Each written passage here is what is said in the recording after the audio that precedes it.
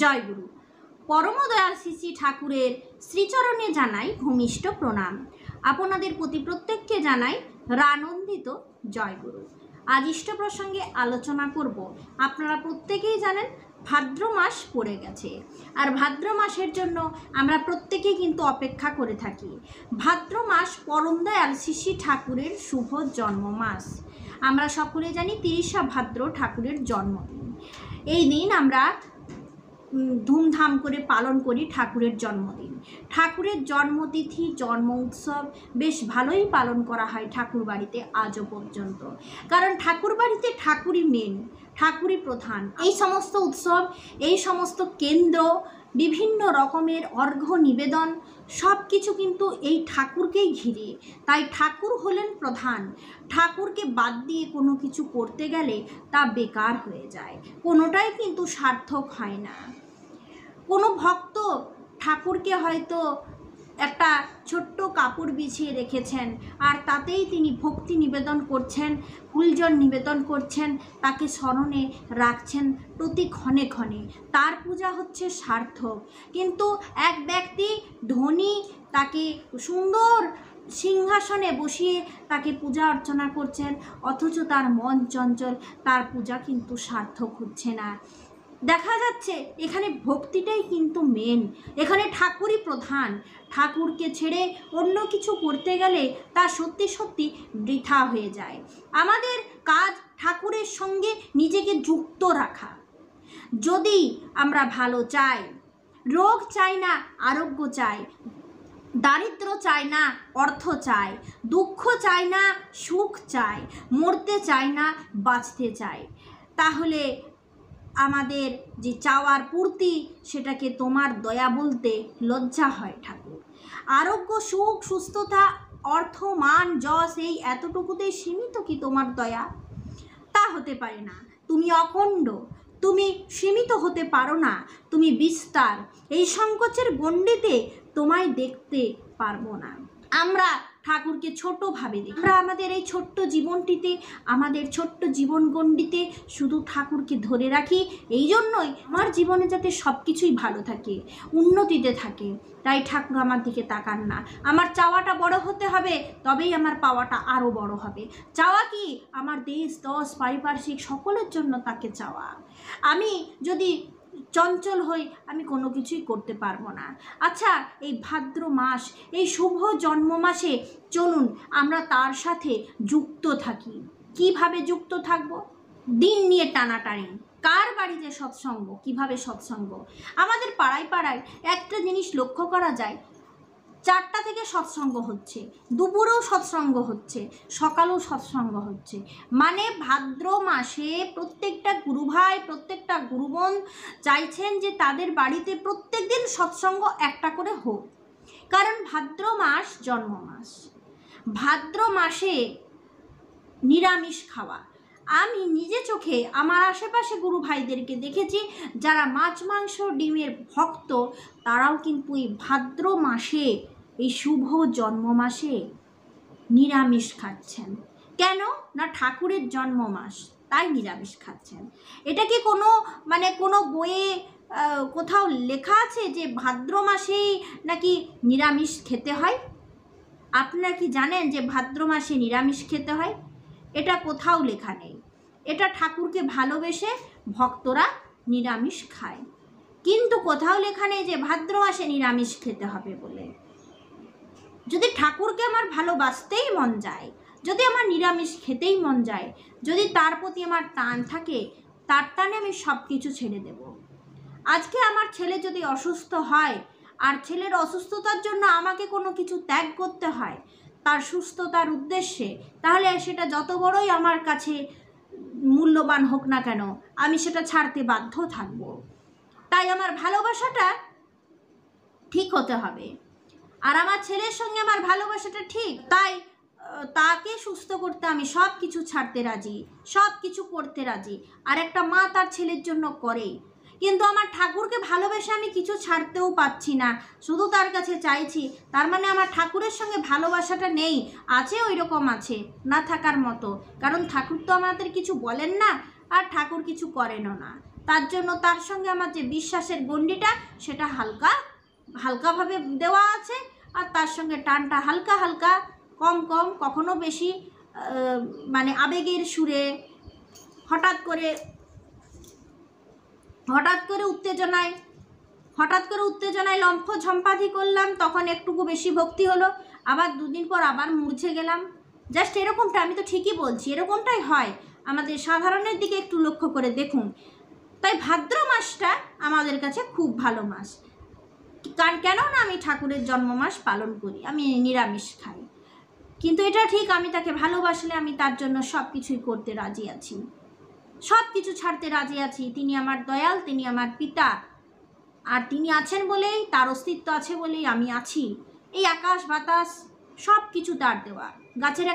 গাছের একটা পাতাও নড়ে না তার দয়া ছাড়া, বৃষ্টি হয় তার দয়ায়, আবার তার দয়াতেই মানুষ সুস্থ থাকে, সব কিছুই তার দয়া। তার জন্য তার সঙ্গে যোগ আমাদের রাখা দরকার। এই ভাদ্র মাস, তার জন্ম মাসে আমরা সৎসঙ্গ অনুষ্ঠান সব কিছুই করব। ঠাকুর প্রত্যেকের মধ্যে আছেন, প্রত্যেকের খুশিটাই ঠাকুর চান, ঠাকুর দুঃখ চান না। খুশি মনে আনন্দেতে আমরা এই ভাদ্র মাসকে কাটিয়ে দেব। ঠাকুরের খুবই পছন্দ তালের বড়া, তাল ফুলুরি যেটাকে বলে, অনেকে তালের গুলগুলা বলে। তালের জিনিস পরম দালের বড়ই পছন্দের।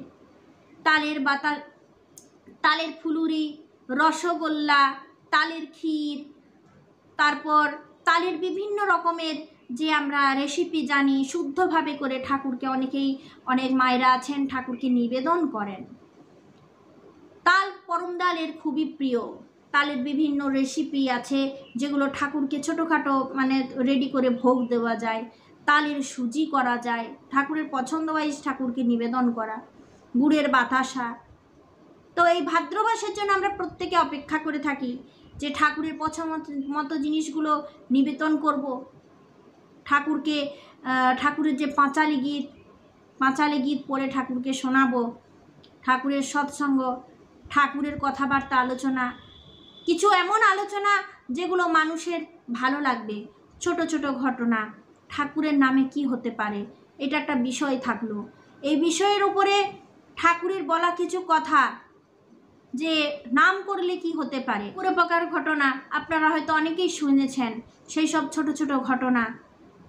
তাছাড়া ঠাকুরের জীবনী, ঠাকুর ছোটবেলায় কেমন ছিলেন, ঠাকুর কি চাইতেন, আজ বর্তমান আচার্যদেব তার স্বপ্নগুলোকে একে একে বাস্তবে পরিণত করছে, সেই নিয়ে ছোট্টখাট্ট ঘটনাগুলো।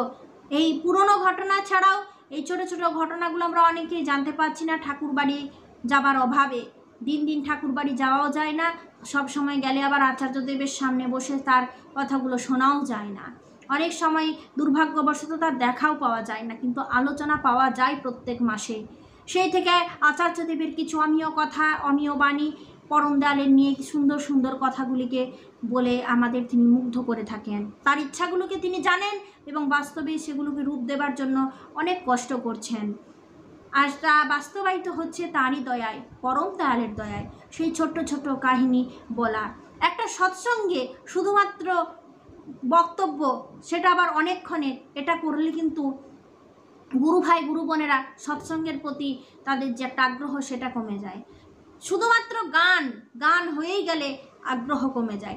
সৎসঙ্গ মিশিয়ে টিশিয়ে করলে ভালো হয়। মিশিয়ে টিশিয়ে মানে কেমন করে, কিছুটা গান, কিছুটা বক্তব্য, খুব কমের উপরে বক্তব্য রাখতে হয়। নিজের কথা বলতে নেই, ঠাকুরের কথা বলতে হয়। নিজের কথা, আমি কি করেছি, আমি কি পেয়েছি, না, এটা করলে এটা পাওয়া যায়, ঠাকুর দেন, এই রকম ঘটনা।